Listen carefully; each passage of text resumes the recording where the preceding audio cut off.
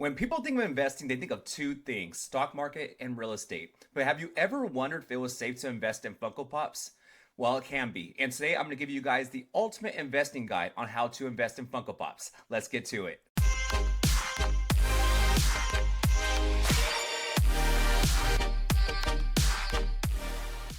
Welcome back to my channel, you guys. It's Mr. Grail here, and today I'm gonna give you guys the ultimate guide on how to invest in Funko Pops. Now, investing in Funko Pops is the same as anything else. You just don't want to throw your money away. So what you're gonna do is you're gonna follow a formula. I have 4 tips for you guys that you guys can use in order to gain a huge return on your Funko Pops. With the first one being do your research. Now, as anyone who's investing, we just don't throw our money to anything because we don't know if we're gonna win or lose. And we will never ever be able to predict if the market's gonna go up, down, or in circles. We will honestly never ever know. But what we can do is we can look at data, because data truly never lies, and it shows us, okay, if this stock is good, it must be good 10 years from now, and the data shows that it is, right? And the same thing for Funko Pops. What I do is I go to 2 places. I go to eBay sales, and then I go to HobbyDB. For eBay sales, all I do is look up the pop that I want to invest in and see how it's doing so far. If you see that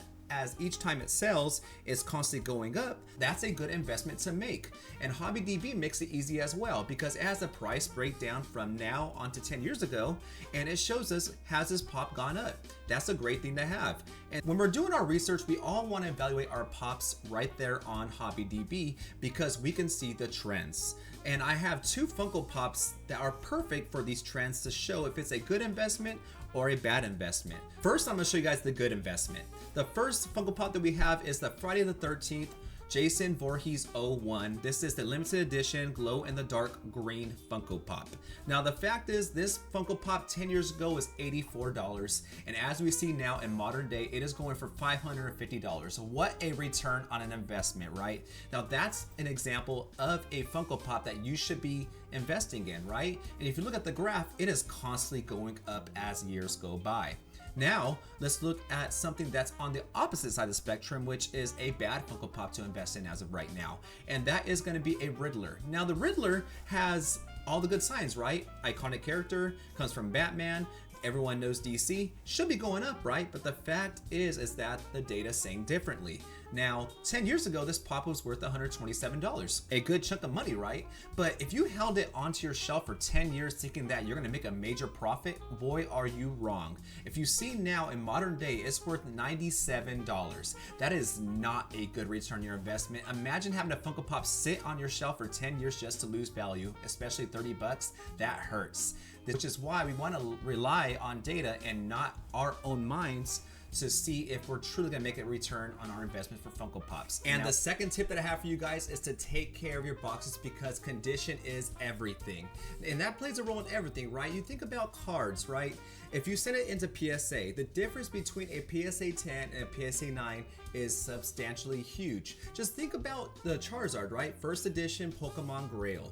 If you got a PSA 10, you hit a gold mine, it's worth $200,000, congratulations. But if you got a PSA 9, you're probably looking anywhere between $10,000 to $20,000. Still a great amount of money, right? But imagine having a PSA 10 that's going for $200,000, condition is everything. And the same thing for comic books. The difference between a CGC 9.6 and a 9.8 is just so huge these days, which is why you want to take care of your boxes. So if you're taking care of your boxes, you are gonna have a good return on your investment. Most collectors are looking for the mint condition Funko Pops. So the best way to go about this is to buy some pop armors and take care of the pops, because that will preserve them for the most years to come, and it will keep away any environmental threat that is coming your way. So invest in pop armors and keep those conditions nice and beautiful. And thirdly, what you want to do is you want to diversify your Funko Pop portfolio. The reason why I say that is because you don't want to throw all your eggs in one basket. Raise your hand if you heard that one before. And it does apply a lot to just stock market in general and investing in general. Think about it. You don't want to invest just in oil or technology or real estate or clothing or food, things like that, because if one sector fell, that means you have the other sectors there to protect you. Whereas if you had all your riches in one sector and it plummeted, guess what? You have no money. Same thing with Funko Pops. Now, I'm not saying this is the same thing, but it can be too, because if you think about it, if you're just collecting all Marvel or all DC or all Stranger Things, all Star Wars. Don't get me wrong, very popular lines, but what you're doing is you're only attracting one kind of buyer. And that's not great because you want to have many people knocking on your door for your Funko Pops so you can get a return on your investment, which is why you want to diversify. Because when you diversify, you're attracting many other buyers who have many other interests. The chances of you running into someone who wants all Star Wars or all Marvel is very low. They're there, don't get me wrong, they're there, but you want to be able to attract many different people because many people can go around and say, hey, this guy has all these pops, go check them out. That's how you're gonna make the best return on your investment, is by having the most amount of pops in your collection. And the last tip, you guys, is to practice patience. Now, I know what everyone thinks of, right? They think of dumb money when they bought GameStop and GameStop exploded and everyone got hundreds of thousands of dollars. Or you think of the Wolf of Wall Street when he went in and just constantly made money off penny stocks. Well, in reality, those were anomalies. Those are not gonna happen a lot of times in our lifetime.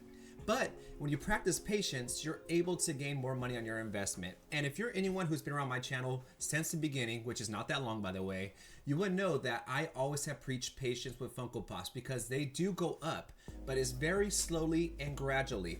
And when you practice patience and you get the pops that you want and you know they're gonna go up, it makes it funner to hold on to them because you're like, man, how much higher can this Goku get to? Or man, how much higher can this Jason get to? How much higher can this John Cena Funko Pop go to? Elvis even.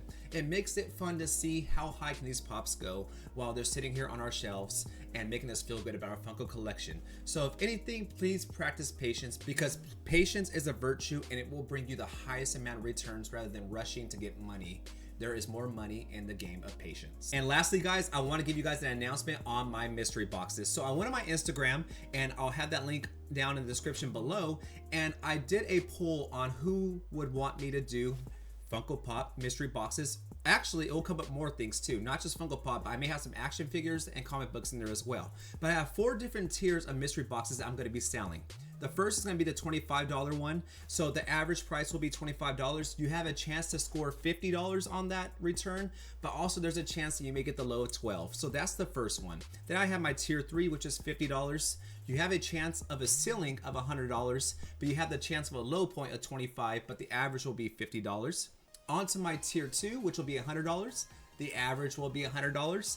The ceiling will be $200, double your money, but then the low will be $50. And lastly, my tier 4 will be the mega one, the $200 one, which the ceiling will be my Joker Grail and also a Joker comic book, which together those will go for $350, and the low will just be $150. So you're gonna have good value here, and I have a lot of good stuff to give you guys, and I want to give back to everyone who's given to my channel because you guys have been so amazing. So I will be selling mystery boxes, and they will be on my eBay and the link down below. So I'm so excited to share that with you guys. And that's my ultimate investing guide, you guys. And if you truly learned something from this, please like and subscribe. And also, if there's any other tips you want to give people on investing, please comment down in the comment section below. Thank you so much for all the love and support, you guys, and you have a great day. Bye-bye.